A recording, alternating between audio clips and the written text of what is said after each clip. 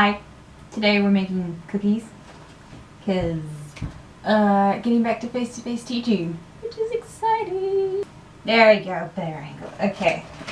Oh yeah. Okay. So making cookies for my students who are coming back to face teaching. Yay. Also, I got new cookie cutters and I want to try them out. I just want any excuse to try them out because it's fun. Here's my cookie collection. I got animals, music, dinosaurs, Halloween, Christmas, other things, and Ninja Birdman.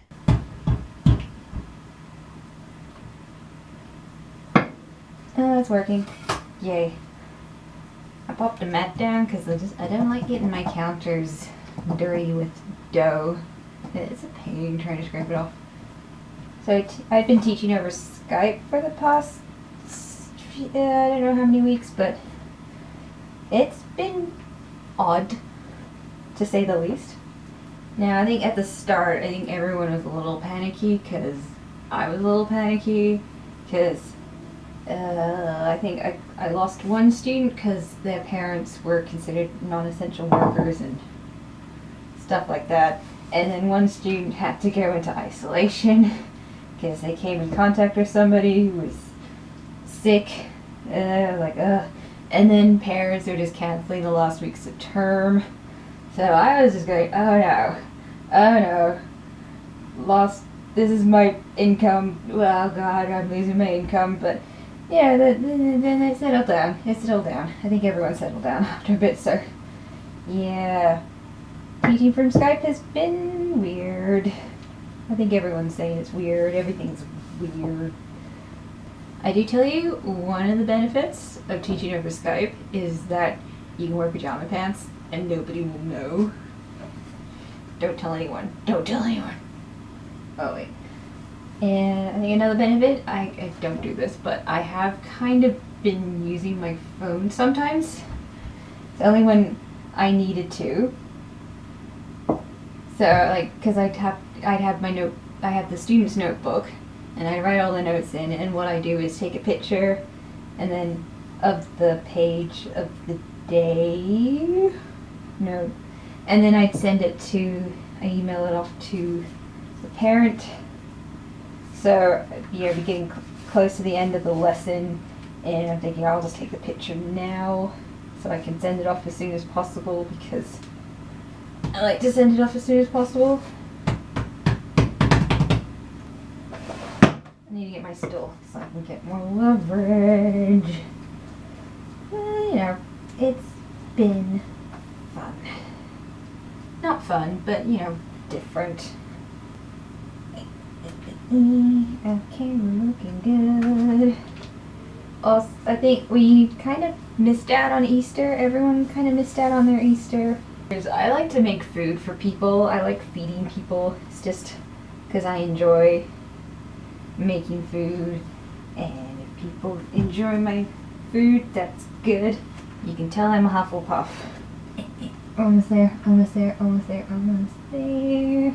I discovered this one guy in Ballarat who makes all these cookie cutters by himself, and I discovered them from going to like a craft fair, and now he used to have a website, then he didn't, but he's got one back, so I got a bunch.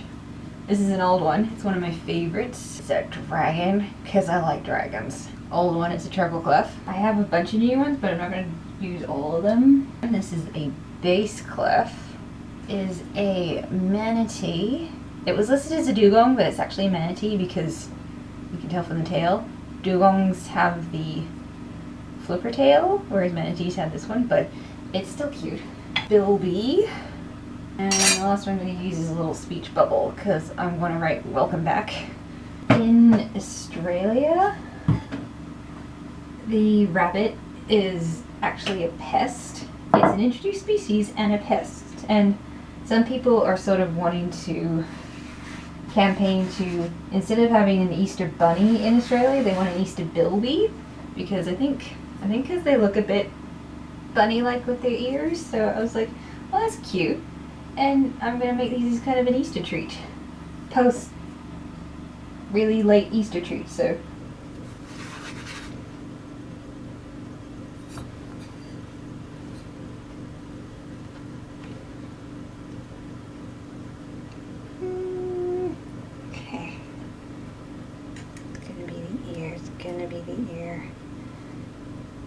Don't die on me. Come on here. There we go. Haha. See? See, this one died because his little ear fell off, so I'm gonna have to redo that. Yeah, and while I'm here, let's do a speech bubble.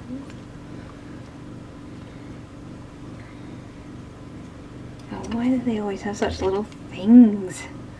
There we go. Pop it over there for now. Can I fit another one in?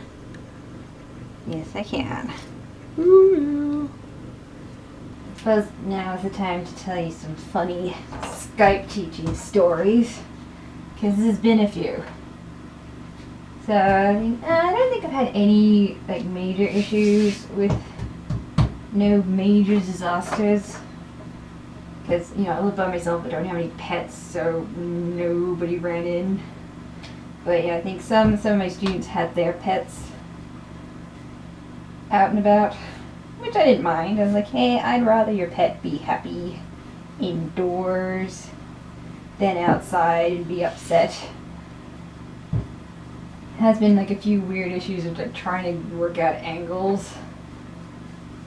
But one story, like the worst was one student, for some reason their dad could not sign in to their account, so they couldn't sign in to Skype for some reason, and this is like just before their lesson, so I was like, are you ready? Because I always send a message before their Skype lesson saying, are you ready for your lesson? Because I don't want to just suddenly call them, it's just weird to me. So, and I didn't hear any reply. I was like, oh dear, what's happening? And then I got an email saying, oh, it's not working. So I just was sending text messages.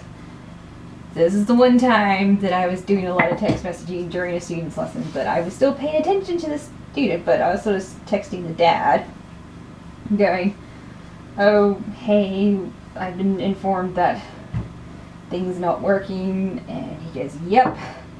And it's like, well, we can either wait until like I finish with these other students and see if it works then. Otherwise, you can just phone me. And that's what we did. We had to do a lesson over the phone. And that was weird. Kind of easier actually. But, you know, it was a bit hard because I couldn't see what they were doing. So, and I talk a lot with my hands, especially at the lesson, like, do this, do that, and I'm always gesturing to them. And I couldn't do that because they couldn't see anything. None of us could see anything. But, you know, they still had their lesson, which is good. Come on, don't die on me. Yay. I'm just going to make as many as I possibly can because, yeah, it's better to make more than not enough. Yeah, because I'm also getting back to cello lessons face-to-face. Yeah, I tell you, learning, like, I think singing's probably the easiest instrument to teach over Skype. Any other instrument, it'll be just a bit weird. There's been a few weird instances because, you know, my teachers are saying, like, oh, having to explain bowing and finger work. And you need bar numbers. This is where bar numbers are helpful. Yeah, and she'd be explaining, okay, in this bar, the fingering should be this, and I get confused. I didn't know where she was mentioning, like, wait, where am I? And she's like, oh, now if you say the letter A, like, oh, on the C sharp, do this, and I'm like, oh, okay, makes more sense now. And also, like, sometimes Skype just gets a little not in focus, so, you know, she's trying to hear me playing something, but it keeps cutting out, which is great. So we have to start off with the, you know, study exercises, the ones that have a lot of repetition, and then eventually the Skype would settle down. I think it's because everybody else has sort of had to do their online things, so I don't know. Australia does not have the greatest internet. I kinda wish we did. But, you know, I'm kinda hoping that maybe they'll improve our internet after all this. Kind of like, you know, everybody's using it. Okay, let's try the manatee this time. That's gonna work. Yeah.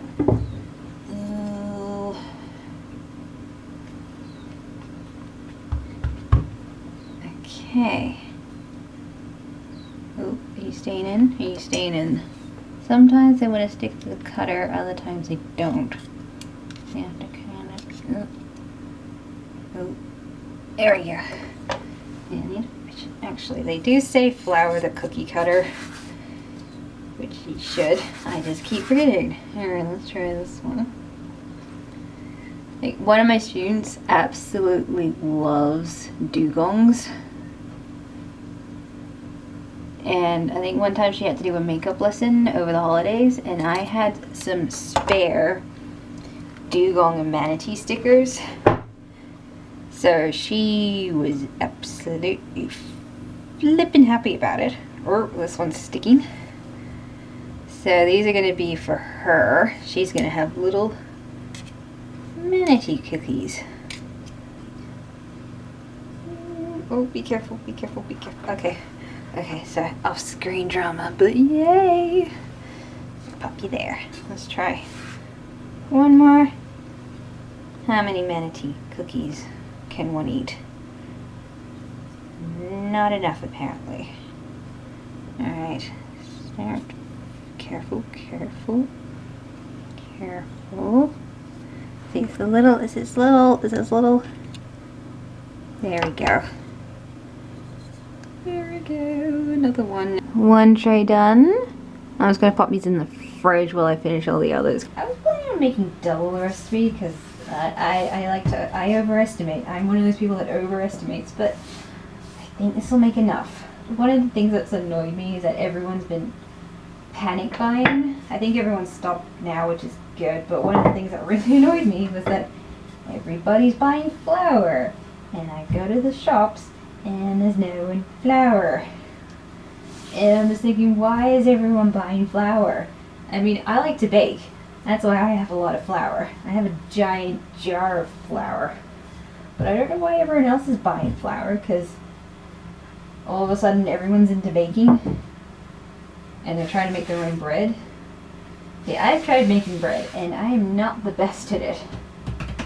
So I just go to a bakery and buy a nice loaf, because there's lots of nice bakeries here. You have to talk to your dough sometimes. Must flour. Yeah, so the thing, it's always the thing with cookies is like, how many should I make? It's always the question, how many is too many? And then you have to decide who's gonna get what and stuff like that. See, I overthink. That's my problem. That should work. So these are gonna be for my cello teacher, because I usually make things for her, because I do a lot of baking. I share my baking out, and she definitely likes it. She's like, yes, homemade treats. I do give stuff to my friends. One of them just like, you're trying to make me fat, aren't you? Like, yep. You know, if you're ever in a situation where you're getting chased by a T-Rex, you just need to outrun your friend. And that's what I'm planning on doing. Yeah. Just gonna outrun you, and then you'll get eaten by the T-Rex. And I'll be fine. That's the second tray. And I still have all that dough left. Yeah. Okay. Oh, I just noticed the sun's finally out. It's been raining for most of the day and night, but yay, at least you get some sunlight. Okay, so I've had this random quote stuck in my head all day. Well, last night I had this random quote stuck in my head, and I could not for the life of me work out what it was. Like only just this morning did I kind of realize Kenneth Branagh was saying it, and I just figured out what it was. Does that ever happen to you? You get a random movie quote stuck in your head and you have no idea who says it in what movie, but I finally worked it out. Oh, I'm glad now. I can go to sleep tonight. Yay! By the way, it was him as Gilderoy Lockhart in Chamber of Secrets. And he goes, "Can you all see me? Can you all hear me?" That's what it was. See, this is a problem with big cookie cutters. You need to make more space. I'm trying to make a few dragons because I think I made enough for everyone, so I'm just making dragons because I like making dragons. Just managed to fit one more Bilby. Okay, actually decided to rearrange all the cookies on the trays. So the dragons and the manatees are hanging out, and I stole that, and all the Bilbies are in the fridge. My brown leaked. I'm gonna have to clean it up. Also, I thought I had black food coloring, but I don't. So I'm gonna have to see if it's possible, because I want to make gray for manatees. So I'm like, I'm gonna have to work it out. According to WikiHow, they said you can combine these colors and hopefully get gray.